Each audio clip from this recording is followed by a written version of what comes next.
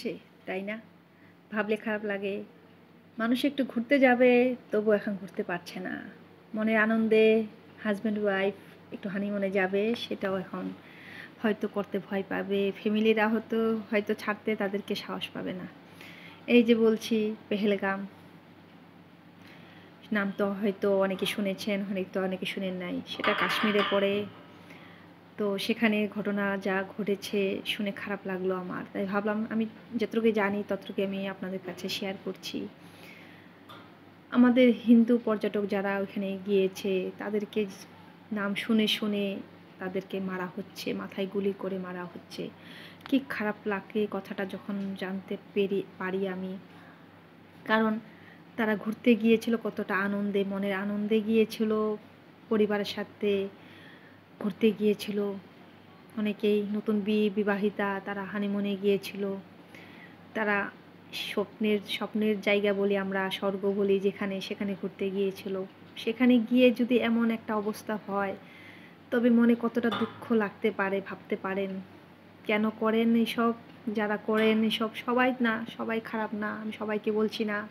কিন্তু যারা করেছেন এই কাজগুলো তাদেরকে বলছি, আপনাদের মনে একটু দুঃখ লাগে না এইসব ব্যাপার নিয়ে? আপনারা যে এগুলো মনের ভাব আনেন। তারা ঘুরতে গিয়েছে, তাদেরকে একটু শান্তিতে ঘুরতে দিতেন। ঠিক আছে, তাদেরকে আপনারা ওখান থেকে যদি আপনাদের মনের ভাব কিছু আপনারা প্রকাশ করেন, তাদেরকে সেখান থেকে যেতে বলেন। কিন্তু মারতে কেন হয়? তাদেরকে কেন মারেন আপনারা? কেন এভাবে মেরে ফেললেন একবারে?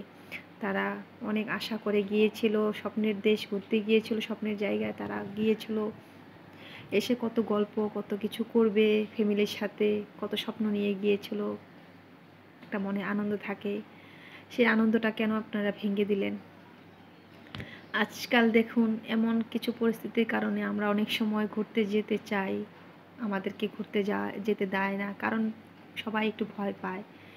কারণ বাইরের দেশ কি হবে না হবে আমরা জানি না। তবুও আমরা সাহস করে বের হই। জানি মানুষ সবার মনের মধ্যে প্রাণ আছে, কিন্তু কখনো কখনো এমন কিছু ঘটনা ঘটে যায় সেখানে আমরা যেতে ভয় পাই। এইসব কারণেই আমরা দেখুন, আমরা এখানে কাউকে নির্দিষ্ট করে কাউকে কিছু বলছি না। একজনের জন্য সমস্তটা জাতির উপরে এসে যায়। জাতি তুলে কথা বলতে থাকে একজনের কারণে। কারণ সবাই তো খারাপ না, তবুও একজনের কারণে সমস্ত জাতিটাও তুলে আসে। এখানে হিন্দু মুসলিম চলে আসে। কেন আসবে হিন্দু মুসলিম? কেন? আজকাল এসব ঘটনা কেন ঘটছে এখনো বুঝতে পারি না। শান্তিতে থাকতে দিন, শান্তিতে বাঁচতে দিন, দুনিয়াটাকে শান্তিতে রাখতে দিন। সবাই বাঁচুন, সবাই ভালোমতো থাকুন, এই আশা করি। এমন ঘটনা যেন আর ঘটে না। এমন ঘটনা ঘটলে ভিতর থেকে চোখে জল চলে আসে।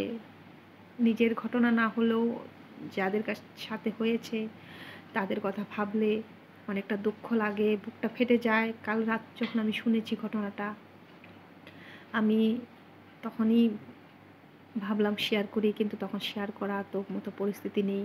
তাই এখন বসে ভাবলাম কথাটা আপনাদের কাছে শেয়ার করি। যারা পেহেলগাম গিয়েছেন তাদের মনের ভাবটাও এখন বুঝতে পারবেন। তারা কতটুক ভগবানের কৃপায় তারা ওখান থেকে চলে আসতে পেরেছে। আর যারা গিয়েছে তাদের সাথে যাদের এসব ঘটনা ঘটেছে তাদের অবস্থাটা কী? তাদের পরিবারের অবস্থাটা কী? তারা কেমন করে, যারা আছে এখনও আটকিয়ে সেখানে, তারা কেমন ফিল করছে?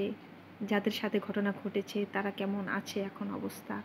তাদের পরিবার কেমন আছে? সেসব কথা ভাবলে পরে ভিতরটা এখন কেমন যেন হয়ে যাচ্ছে। তাই বলছি ভগবান সবাইকে মঙ্গল করুন, সবাইকে সৎ পথ দেখাও, সেই কামনা করি। আজ এই বলে আপনাদের কাছ থেকে আমি বিদায় নিচ্ছি। নমস্কার।